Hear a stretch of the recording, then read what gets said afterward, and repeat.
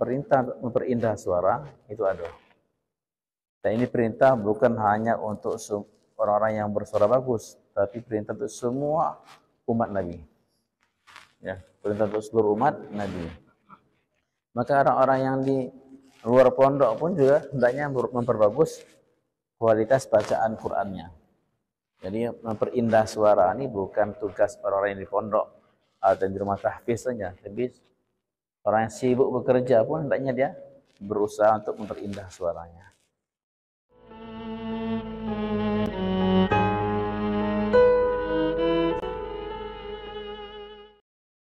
Assalamualaikum warahmatullahi wabarakatuh.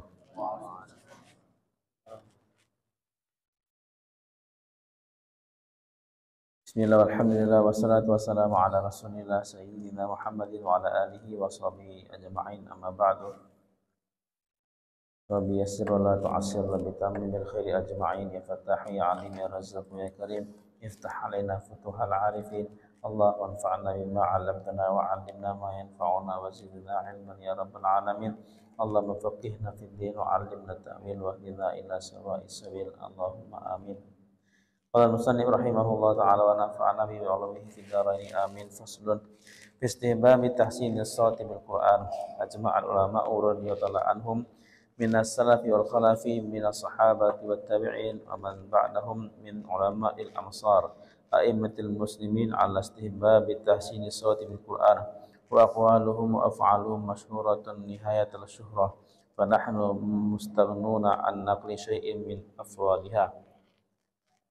ودلائل هذا من حديث رسول الله صلى الله عليه وسلم مستفيضة عند العامة والخاصة كحديث زينوا القرآن بأصواتكم وحديث لقد أوتي هذا مزمارا وحديث ما أذن الله وحديث لله أشد أذنا وقد تقدمت كلها في الفصل السابق وتقدم في فصل الترتيل حديث عبد الله ابن مغفل في ترجيع النبي صلى الله عليه وسلم القراءة وكحديث سعد بن أبي وقاص وكحديث أبي لبابة رضي الله تعالى عنهما أن النبي صلى الله عليه وسلم قال من لم يتغنى بالقرآن فليس منا رواهما أبو داود بإسنادين جيدين وفي إسناد سعد إخلاف لا يضر قال جمهور العلماء معنى لم يتغنى لم يحسن صوته. وحديث البراء رضي الله عنه قال سمعت رسول الله صلى الله عليه وسلم قرأ في العشاء بالتين والزيتون فما سمعت أحدا أحسن صوتا منه رواه البخاري ومسلم. Pasal baru tentang kesunahan memperbagus atau memperindah suara dalam membaca Al-Quran. Jadi suatu perintah khusus yaitu perintah untuk memperindah suara. Semua orang hendaknya berusaha untuk memperbagus suaranya dalam baca Al-Quran semampunya. Karena memang Allah SWT kasih suara yang berbeda-beda. Ada yang merdu, ada yang bagus, ada yang biasa-biasa saja. Ya. Ada yang pandai di irama, ada yang enggak pandai di irama. Tetapi usaha untuk membaca dengan suara yang bagus, suara yang indah, itu perlu dibuat oleh semua orang. Jadi jangan kita berpaku tangan saja ya, atau pasrah. Tak ada usaha, itu enggak boleh. Aku kan tak ada bagus suaraku. Dah gitu cuman. Karena enggak bagus, akhirnya enggak mau usaha. Itu salah. Kenapa? Karena perintah memperindah suara itu ada. Dan ini perintah bukan hanya untuk orang-orang yang bersuara bagus, tapi perintah untuk semua umat Nabi. Ya, perintah untuk seluruh umat Nabi. Maka orang-orang yang di luar pondok pun juga hendaknya memperbagus kualitas bacaan Qur'annya. Jadi memperindah suara ini bukan tugas orang-orang yang di pondok atau di rumah tahfiz saja, tapi orang yang sibuk bekerja pun hendaknya dia berusaha untuk memperindah suaranya.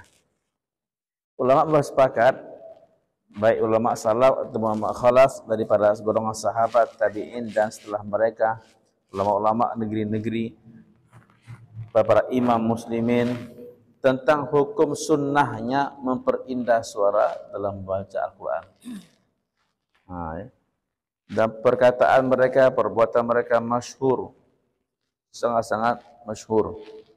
Kita enggak perlu lagi untuk menukilkannya di sini. Dalil-dalilnya banyak dari hadis Rasulullah sallallahu alaihi wasallam, baik dari umum maupun dalil khusus. Seperti ada hadis Nabi, zayyinu al-Qur'ana bi aswatikum. Hiasilah Al-Qur'an dengan suara kalian. Hiasilah Al-Qur'an dengan suara kalian. Dan hadis Nabi memuji Abu Musa al-Asy'ari radhiyallahu anhu, laqad utita mizmaran min mazamiri ali Daud. Wahai Abu Musa, sungguh engkau telah diberikan seruling daripada serulingnya Nabi Daud. Nabi puji karena indahnya suara beliau dalam membaca Al-Quran. Dan hadis Nabi, ma'adinallahu li syai'in ma'adinallahu nabiyyi raghanna bil Quran. Allah tidak pernah mendengarkan pada sesuatu dengan penuh perhatian sebagaimana Allah mendengarkan seorang nabi membaca Al-Quran. Yataghanna bil Quran, indah dalam membaca. Ya. Hadis Nabi yang lainnya, dalam hadis semua kita sudah lewat, kita baca. Lallahu asyaddu adana. Sesungguhnya Allah Subhanahu wa taala sangat mendengarkan dengan penuh perhatian kepada seseorang yang membaca Al-Quran dengan suara yang bagus, lebih daripada seorang tuan atau majikan mendengarkan lagu hamba saya perempuannya. Ya. Allah lebih senang ya mendengarkan baca Al-Quran seorang hamba yang dia memperindah dalam bacaannya. Ini semua telah lewat hadis ini dalam bab yang sebelumnya, dan hadis dalam bab tartil dari Abdullah bin Mughaffal, bagaimana Nabi SAW terji' membaca dengan tartil dan suara pelan-pelan ya, dengan pelan-pelan, dengan tartil dan suara yang indah dalam baca Al-Quran. Dan hadis Abi Lubabah radhiyallahu anhuma dan Sa'ad bin Abi Waqqas, man lam yataghanna bil Qur'an falaysa minna. Nabi mengatakan, barang siapa yang tidak memperindah suaranya dalam mengaji Al-Quran bukan dari golongan kami. Masya Allah ya. Barang siapa yang tidak memperindah suaranya dalam membaca Al-Quran, bagus suaranya dalam membaca Al-Quran, bukan dari golongan kami. Ulama mengatakan, jumhur ulama makna yataghanna yuhassin sautah, memperbagus suaranya. Barang siapa yang tidak memperindah atau memperbagus suaranya dalam membaca Al-Quran bukan dari golongan kami. Berat nih Pak ancaman ini. Laisa minna ini berat. Bukan dari golongan kami. Ulama menafsirkan bukan dari ajaran kami. Karena ajaran Nabi adalah semua umat diperintahkan untuk mengaji Quran dengan suara yang indah.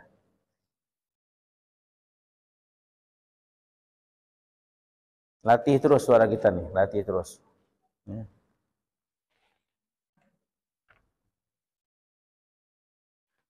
Yang banyak ini tafsir, malam yataghanna bil Quran falaysa minna, banyak tafsirnya.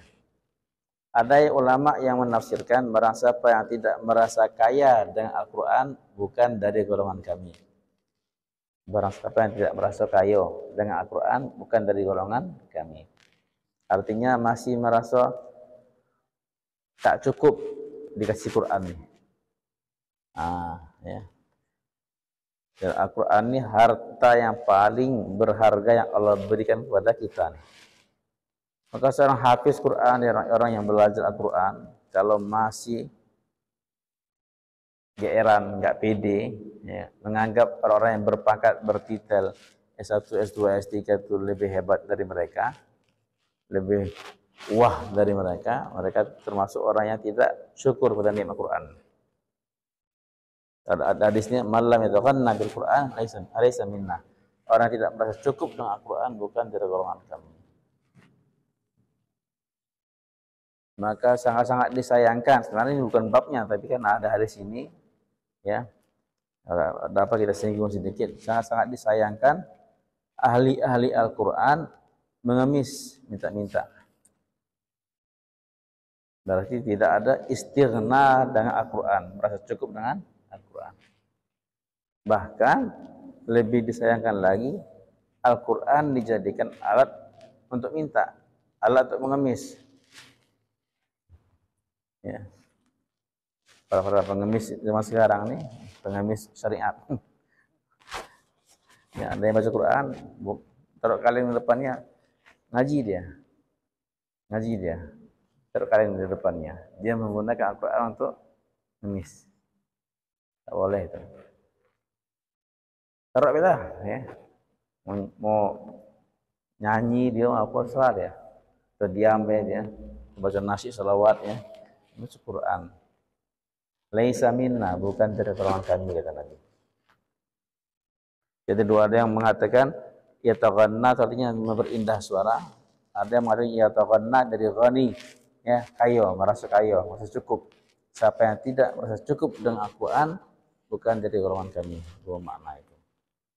Dari hadis inilah sebagai ulama Hanafiyah, mazhab Hanafi mengatakan haram bagi ustaz-ustaz yang mengajar ke Al-Quran untuk menerima upah. Ya, itu ya.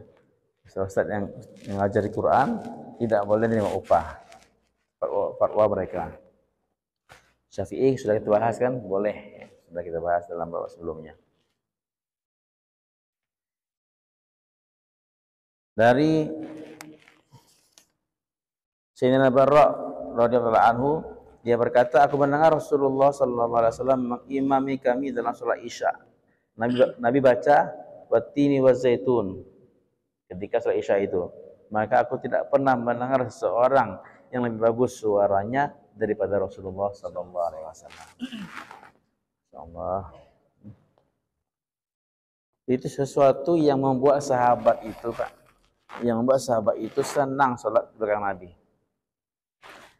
Sesuatu yang membuat sahabat itu berat meninggalkan Masjid Nabawi itu. Karena bacaan Nabi itu. Kalau kita kan pergi umrah ya ataupun haji ke Mekah, enaknya kalau yang sudah jadi imam kan, atau imam yang kita sukai jadi imam, aduh enaknya rasanya. Ingin lama-lama sholat tuh. Ya. Masya Allah. Nah sahabat itu lebih ya, Nabi yang baca. Bagaimana ruhnya, bagaimana dahsyatnya magnet ya. Itu mereka tunggu-tunggu, yang mereka berat untuk meninggalkan Masjid Nabawi. Jadi bukan karena takaza agama, kalau bukan karena tuntutan agama Allah, mereka tidak meninggalkan Masjid Nabawi. Tidak mau berpisah dengan Rasulullah sallallahu alaihi wasallam ya. Tidak pernah mendengarkan suara yang lebih indah, lebih bagus daripada suaranya Rasulullah sallallahu alaihi wasallam. Sehingga dikatakan bahwa keindahan suara Nabi Daud itu adalah sebahagian kecil daripada keindahan suara baginda Rasulullah sallallahu alaihi wasallam. Ya, kita kan terkenal loh. Dan kita tahu bahwa bagaimana dahsyatnya suara Nabi Daud ketika membaca kitab apa? Kitab apa Nabi Daud? Zabur. Ya. Ketika dia baca kitab Zabur itu, maka burung-burung yang terbang terdiam di udara tadi. Terpesona asyiknya dengan suara beliau tuh. Semua yang bergerak terdiam. Ya. Khusyuk mendengarkan suara Nabi Daud. Tapi itu dibandingkan dengan suaranya Rasulullah, maka suara Nabi lebih dari itu lagi. Sehingga nanti di surga, menurut riwayat, Allah SWT akan buat kontes mahfil ya, acara bacaan. Kalau di Pakistan tuh, di South Afrika tuh ada namanya jalsah, ada jalsah qiraat. Yaitu hanya dari awal sampai akhir hanya menampilkan kori-kori. Jadi acara itu hanya acara qiraat. Kori si fulan, nanti dia turun, kori si fulan naik lagi. Ya, ada namanya ya. Ada yang acara khusus untuk nasyid, salawat, hanya salawatan dari grup ini, nanti turun dari grup lain. Masya Allah. Kalau di Indonesia belum ada lagi. Belum nampak lagi ya. Ada mungkin ada, tapi belum begitu semarak. Kalau di sana banyak betul. Nah nanti di surga Allah buat itu. Semua ahli surga kumpul, hanya kegiatannya mendengarkan bacaan. Pertama Allah tampilkan qori yang terindah suara yang dunia, Nabi Daud. Pertama baca, Nabi Daud membaca surah apa Nabi Daud? Membaca surah Hadid. Baca surah Al-Hadid, besi. Nabi Daud baca surah Hadid. Masya Allah, ahli syurga terasa nikmat betul. Yes. Kenikmatan di syurga sudah paling puncak lah kan. Tapi ketika mereka mendengarkan surah Nabi Daud membaca surah Al-Hadid, mereka merasa bertambah nikmat lagi. Kalah nikmat makan, kalah nikmat bidadari, kalah semua. Dengarkan keindahan surah Nabi Daud. Allah. Setelah beliau selesai, maka Allah tampilkan lagi qari yang kedua. Rasulullah sallallahu alaihi wasallam. Nabi sallallahu alaihi wasallam membaca surah Al-Waqi'ah. Baca surah Al-Waqi'ah. Maka kenikmatan yang tadi kalah dengan kenikmatan ini nih. Merasa tambah lagi nikmatnya. Ketika Nabi baca surah Al-Waqi'ah tadi, bertambah ahli surga tambah rasa nikmatnya. Hanyut dalam kenikmatan tadi. Nah, puncaknya terakhir Allah langsung baca. Allah langsung baca surah Ar-Rahman. Allah baca surah Ar-Rahman. Masya Allah, itu tak bisa dibayangkan kenikmatan yang dirasakan oleh ahli surga ketika itu. Jadi kenikmatan ahli surga itu bertingkat, Pak ya. Semua nikmat semua, tapi ada kenikmatan di atas kenikmatan lagi. Nah, di antara itu mendengarkan bacaan yang bagus ya. Itu sunnah juga nanti ada babnya. Kita disunahkan untuk mendengarkan bacaan yang bagus dari orang lain. Ulama mengatakan rahimahullah, wa yusta'abu tahsinu sauti bil qiraati wa tazyinuha. Disunnahkan memperbagus suara dalam baca Quran dan mengindahkannya, memperindahnya. Malam yakhruj an haddil qira'a bit tamthid, selama bacaan tadi tidak keluar dari batas normalnya, tak terlalu berlebihan sehingga menyalahi hukum tajwid. Itu enggak boleh juga. Fa'id afrata hatta zada harfan aw akhfahu fa huwa haram. Kalau dia berlebihan dalam membacanya sehingga menambah huruf ya ataupun mesamarkan huruf tadi, maka hukumnya haram. Ini juga perlu diperhatikan untuk para qari, jangan terlalu terlena dengan irama sehingga salah tajwidnya. Sehingga salah tajwidnya, yang seharusnya dengung tak didengungkan, yang seharusnya izhar jelas tak diizharkannya ya. Yang panjangnya harusnya hanya 2 harakat dibuatnya 6 harakat. Ini salah. Tetap kita baca berirama, suara bagus, tapi dengan kaidah-kaidah yang benar. Wa amal qira'atu bil alhan faqad qala Syafi'i rahimahullah fil mawdi'i aqrahuha wa qala fi mawdi'in la aqrahuha. Adapun qira'at dengan alhan, bacaan yang lahan ini keliru, agak nyeleweng sedikit dari tatanan yang sesungguhnya. Maka Imam Syafi'i mengatakan ada dua pendapat. Satu pendapat dimana aku tidak menyukainya, pendapat yang kedua, pendapat yang lain, aku tidak membencinya. Pertama aku membencinya, yang kedua aku tidak membencinya. Maka bagaimana nih, ada dua pendapat, di mana kita ambil? Qal ashabuna laisa ala qaulaini bal fi tafsir. Ini sebenarnya bukan dua pendapat yang berbeda, tapi ini dua pendapat yang perlu diperinci. Bagaimana? Fa'id afrata fi tamthiti fajawaza haddal fa walladhi kariha. Kalau seandainya terlalu berlebihan dalam memanjangkan bacaan sehingga melewati batas normal, maka itu Imam Syafi'i benci, tak suka. Wa illam yujawiz fa walladhi lam yakrah. Kalau dia terindah tapi tidak melewati bacaan batasan normal, tidak menyalahi kaidah tajwid, maka dia tidak membencinya. Faqala qadil Qudah al-Mawardi fi kitab al-Hawi al-qira'atu bil alhanim al-mawdu'ati in akhrajat lafdh al-Qur'ani an sighatihi bi idkhalil harakatin fi aw ikhraj harakatin minhu aw qasara mamdudan aw madda maqsuran aw tamthit yukhillu bihi al-lafdha wa yaltabisu bihi al-ma'na fa huwa haram.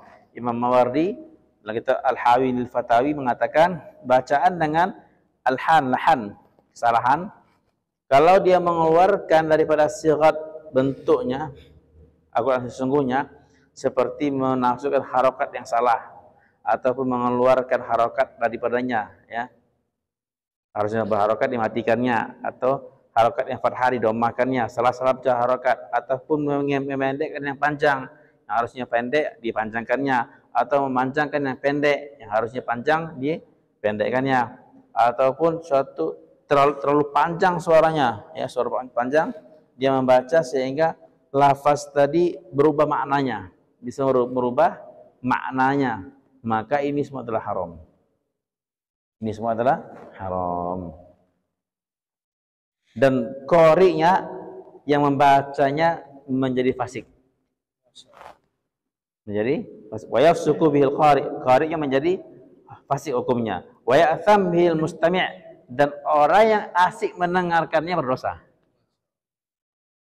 Karena dia sedang baca yang salah. Qari'nya fasik, yang mendengarkannya berdosa. Li'annahu 'adala bi an-nahjihil qawim ila al-i'wijaj, karena dia telah berpaling dari jalan yang lurus kepada jalan yang bengkok. Allah berfirman dalam Quran, Qur'anan Arabiyyan ghairi dhi'iwaj.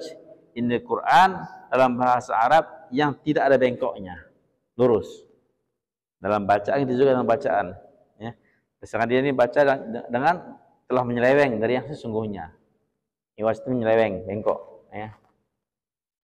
Kalau seandainya dia tidak mengeluarkannya daripada had atau batasan yang normal, yang benar, maka mubah, bacanya menjadi mubah. Jadi orang bertanyakan bagaimana saat hukum membaca dengan kode-kode sekarang ini, bayati, nahwan, ros, sika, apalagi ya, tujuh lagu kan. Ini apa hukumnya? Itu juga kaidahnya. Seandainya dia menjaga kaidah tajwid, tidak menyalahi hukum tajwid, harokatnya, banyak pendeknya, dan lain-lainnya, maka mubah. Boleh. Ya. Tapi kalau menyalahi tajwid, maknanya berubah, makhrajnya ataupun tajwidnya berubah, maka menjadi haram. Hukum memperindah suara sunnah. Sepakat. Adapun hukum kaidah-kaidah lagu-lagu ini, ya, itu mubah. Hukumnya adalah mubah. Ada yang mengatakan bahwa tak mungkin kita akan memperindah suara tanpa lagu. Bagaimana akan bagus suara kita bisa indah kalau kita latihan lagu ini? Latihan dengan apa namanya itu? Wazan-wazannya. Gimana, Pak? Tidak, kita mengatakan bahwa orang bisa memperindah suaranya tanpa harus menguasai lagu-lagu itu. Ya, kenapa? Karena lagu-lagu itu timbulnya bukan pada masa Nabi. Ya. Lalu gitu hanya apa namanya itu ya, trik cara untuk membantu kita untuk memperindah bacaan. Bukan maksud, tapi itu wasilah. Wasilah perantara. Bukan maksud. Nah, kalau perantara tadi, mungkin kalau orang lain dapat perantara lain, dia bisa menggunakan lainnya, tanpa harus perantara yang ini. Intinya semua orang berindah bacaan. Ya. Maka masalah melagu Al-Quran dengan kaidah yang sekarang kita tahu ini, bayati, nahwan, itu dan sebagainya, ulama itu yang pendapat yang lebih moderat, yang lebih tengah. Kalau menyalahi tajwid haram, kalau tidak menyalahi tajwid mubah. Nah, ada ulama yang sangat-sangat menganjurkannya karena mereka berpendapat tidak akan benar bacaan kita kalau nggak belajar lagu. Tapi juga ada ulama yang sangat-sangat keras dalam menentangnya, haram hukumnya itu karena bukan dari Nabi. Ya. Nah, maka ulama yang moderat di tengah. Kalau menyalahi tajwid haram, kalau tidak mubah. Ini yang pertama nih, bahwa orang-orang baca Quran dengan lahan, ya, merubah tajwidnya ini, maka ini banyak menimpa orang-orang awam yang bodoh. Ya, mereka membacanya ketika ada mayat jenazah, baca dengan lahan tadi. Dalam acara-acara dibaca. Ini adalah bid'ah yang haram, yang zahir, yang berdosa semua yang mendengarkannya. Maka kalau kita hadir, Pak, kita hadir, ada orang baca Quran. Tapi ini qori ini nih, saya pernah hadir itu tuh. Di masyarakat dia terkenal dengan qori di masyarakat. Orang awam memang bagus suaranya. Tapi dia enggak lancar baca Quran, enggak lancar baca Quran enggak. Bacanya salah-salah. Cuma tahu lagunya cuman. Baca salah-salah. Jadi ketika dia disuruh baca, dia bacalah. Orang masyarakat umum enggak tahu. Allah, dia masyaallah. Bagus suaranya, tapi sesungguhnya baca salah-salah itu. Fathah dhamma salah, baris salah, panjang pendeknya salah, Masya Allah. Hurufnya berbalik, nun baca ta baca nun, kha baca ha itu. Ya Rabbi. Ini wajib kita ingkari. Wajib kita ingkari. Kalau kita ada kekuatan, hentikan bacaannya. Kenapa? Karena dia yang baca, dia berdosa dan kita berdosa. Kita yang mendengarkan juga ikut dosa juga. Kalau kita tahu, Pak ya. Kalau kata Imam Nawawi, begitulah yang difatwakan oleh Qadhil Qudhat Al-Imam Mawardi, berdosa semua orang yang mampu untuk menghilangkannya atau mencegahnya, tapi tidak mencegahnya. Ya Allah. Kalau dia tidak buat, dia berdosa. Maka kata Imam Nawawi, aku telah buat semampu aku untuk mencegah yang seperti ini. Acara-acara yang menampilkan kori-kori yang tidak benar itu aku larang. Ya. Imam Syafi'i dalam Muhtasar Muzanni mengatakan wa yuhassinu sautahu bi ayyi wajhin kan, dan dia bisa memperindah suaranya dengan bentuk apapun. Nah, nih, dia bisa memperindah suaranya dengan bentuk apapun kan. Para qari itu kan latihannya dengan macam-macam. Ada pernapasan, latihan untuk memperindah suara, jaga makanan. Ya, banyak trik-triknya. Imam Syafi'i terserah dengan cara apapun dia bisa menggunakannya. Wa ahabu ma yaqra'u hadran wa tahzinan. Aku lebih suka seorang qari membaca dengan hadran wa tahzinan. Al-lugha yuqalu hadartu al-qira'idha adrajtaha wa lam tumtitha. Apa di hadran agak dibaca normal. Kayak murotal, kayak kita baca salat lima waktu nih. Ya, kayak Imam Sudais, Imam Sulaim ya. Mahir Muqaidiyah, murotal gitu. Dia masih suka. Wa tahzinan agak lebih lambat lagi.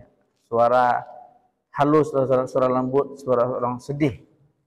Seperti suara orang yang sedih dalam hatinya baca. Nah, itu. Aku lebih menyukai itu. Ada yang suara yang semangat, ada yang suara yang kayak orang sedih, kita ngerti lah kan, yang sedih. Bukan lagunya tapi suaranya itu. Dari Abu Hurairah radhiyallahu anhu dia mengatakan dari Imam Ibn Abi Daud dari Abu Hurairah radhiyallahu anhu bahwa beliau pernah jadi imam dan baca surah Idza Syamsu Kuwirat, dia baca dengan suara yang sedih. Dari Nabi Mulaika dia ditanya bagaimana pendapat kalau ada suara yang tidak bagus suaranya. Kalau ada suara yang tidak bagus suaranya bagaimana? Maka dia mengatakan yuhassinuhu mastata'a. Dia perindah, dia perbagus semampunya. Semampunya. Jadi kan kita disuruh Pak memperbagus Pak. Bukan bagusnya. Ingat ya, bukan bagusnya. Apa yang disuruh? Bapak disuruh belajarnya, bukan pintarnya. Ya, kita ini disuruh Nabi belajarlah ilmu. Allah nyuruh kita belajarlah ilmu. Tapi masalah paham nggak paham, itu bukan di dalam kemampuan kita. Kita hanya diperintahkan untuk belajar, dapat nggak dapat, paham nggak paham, pintar nggak pintar, itu pemberian Allah. Jangan gara-gara nggak paham tak belajar. Jangan gara-gara nggak bagus tak mau usaha. Nah, jadi yang perintah Allahnya perindah suara kamu. Dah. Dapatnya berapa dapat? Dapatnya 10, dapatnya 9, dapatnya 1 cuma serah. Atau dapat setengah cuma dapat. Kamu selamat daripada tuntutan tadi. Selamat daripada tuntutan perintah tadi. Ini pada santri kan macam-macam belajarnya. Yang penting kamu tuh belajar deh. Mau paham, tinggal kelas, nilai merah. Setiap ujian merah terus, tidak masalah. Tapi kalau prosesnya dijalankan. Kenapa? Karena syariat kita ini punya syariat Allah Subhanahu wa taala memandang proses bukan memandang hasil. Ya. Allah tuh memandang proses, yang Allah hargai itu adalah proses, bukan hasil. Kalau kamu buat prosesnya belajar, anak itu belajar, walaupun hasilnya enggak dapat dia, hasil jauh daripada yang diharapkan, enggak masalah, prosesnya dijalankan prosesnya. Maka dia ni masuk orang yang berhasil di mata Allah. Walaupun tak pintar, walaupun tak paham, tapi di mata Allah dia berhasil. Sebaliknya, kalau orang itu dapat hasil, tapi dia rusak proses, maka orang ini gagal dengan sisi Allah SWT.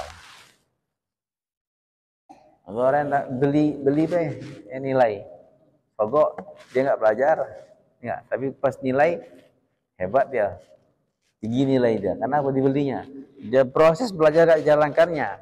Hasil dia dapatkan. Maka Allah enggak pandang hasil, tapi Allah pandang proses. Yang penting itu kita pahami, syariat kita tidak memandang hasil. Nabi-nabi itu Allah hantar berbagai macam kan hasilnya. Tapi satu proses. Mereka diantar kaumnya, dakwah pada kaumnya, ya, datangi kaumnya dengan terang-terangan, dengan sembunyi-sembunyi, dakwah dengan seluruh pengorbanan, enggak. Tetapi hasilnya ada yang pengikutnya sedikit, ada yang cuma 3 orang, 2 orang, ada yang cuma 1 keluarga, ada yang 1 kampung, ada yang banyak. Apakah Nabi Nuh yang berdakwah berapa tahun? 150 tahun, yang hanya diikuti oleh kurang lebih 80 orang. Nah, apakah dia gagal? Selama itu dia dakwah cuma 80 yang ikut. Apakah gagal Nabi Nuh? Nabi Lut yang berdakwah yang hanya anak perempuannya ikut.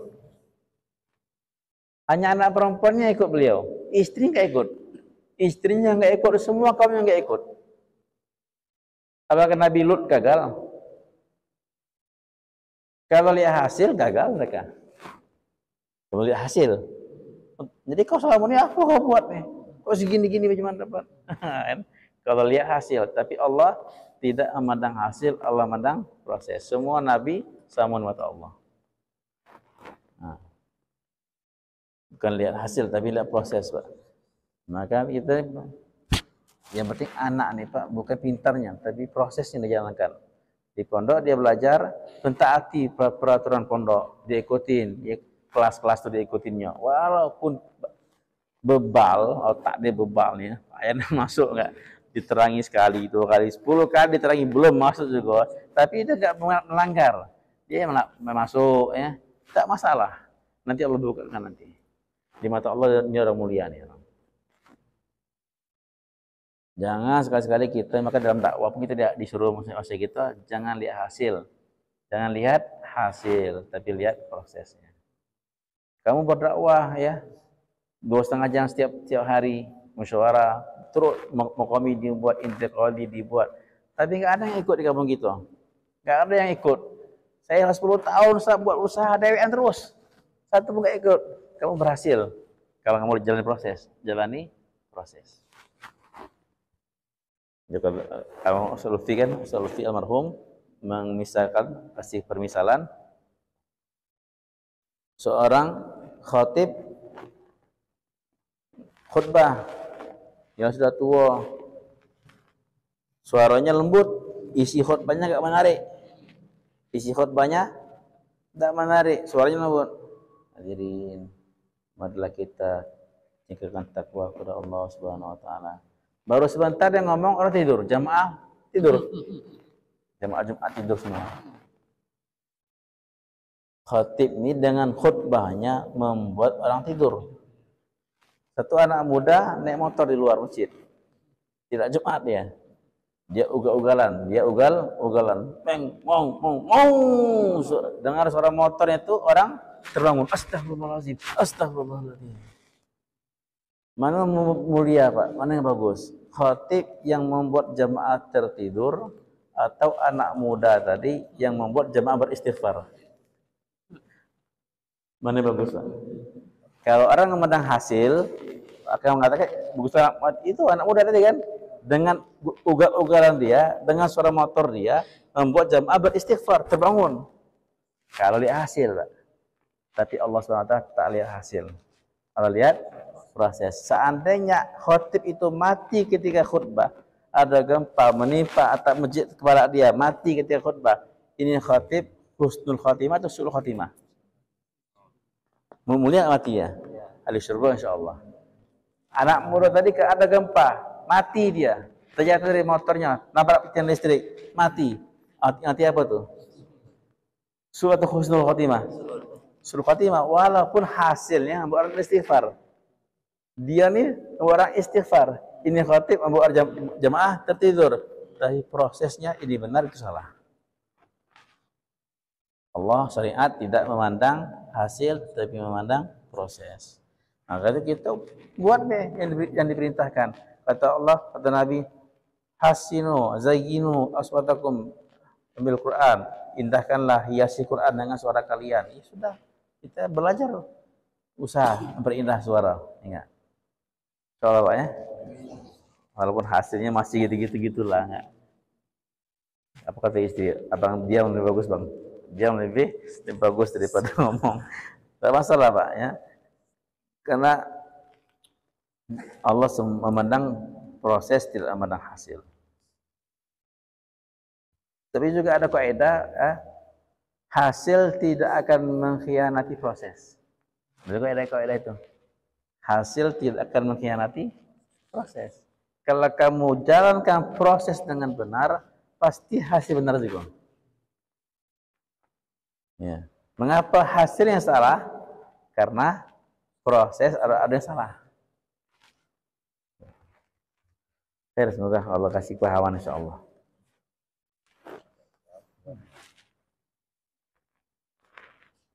Ini bab pendek sedikit ya. Faslun fi istihbab bi talabil qiraati at-thayyibah min hasanis shaut. Hukum sunnahnya meminta baca Al-Quran dari orang yang bagus suaranya. Jika kita dengar ada orang yang bagus suaranya, kita boleh minta dia, kita dengarkan bacaan dia. Ini sunnah hukumnya. I'lam anna jama'ati min as-salaf kanu yatlubuna min ashabil qiraati bil aswatil hasanah. Jamaah-jamaah dahulu dari ulama salaf, mereka meminta orang-orang yang bagus suaranya untuk membaca Al-Quran. Ayaqra'u wa hum mustami'un. Dia baca, yang lain mendengarkannya. Wa hadza muttafaqun ala istihbabi. Ini disepakati sunnahnya. Disepakati hukum kesunahannya. Wa huwa 'adatul akhyar wal muta'abbidin wa ibadillahi salihin. Itu adalah adat kebiasaannya orang baik, orang ahli ibadah, hamba Allah yang soleh. Bahwa sunnatun thabitatun ar Rasulullah sallallahu alaihi wasallam, dan juga sunnah yang mantap dari Rasulullah sallallahu alaihi wasallam, yang thabit dari Nabi. Wa sahha an Abdullah bin Mas'ud radhiyallahu anhu qala li Rasulullah sallallahu alaihi wasallam iqra' alayya al-Qur'an fa qultu ya Rasulullah aqra'u alayka wa alayka unzil qala inni uhibbu an asma'ahu min ghairi fa qara'tu alayhi surat an-nisa hatta idza ji'tu ila hadhil ayah fa kaifa idza ji'na min kulli ummatin bi shahidin wa ji'na bika 'ala haula'i shahida qala hasbuka al-an faltafatu ilai fa idza 'ainahu tadrifan. Dari Abdullah bin Mas'ud, Nabi berkata kepada saya, wahai Abdullah bin Mas'ud, bacakan Al-Quran untukku. Bacakan Al-Quran untukku. Maka aku menjawab, ya Rasulullah, bagaimana aku akan membacakannya kepada engkau?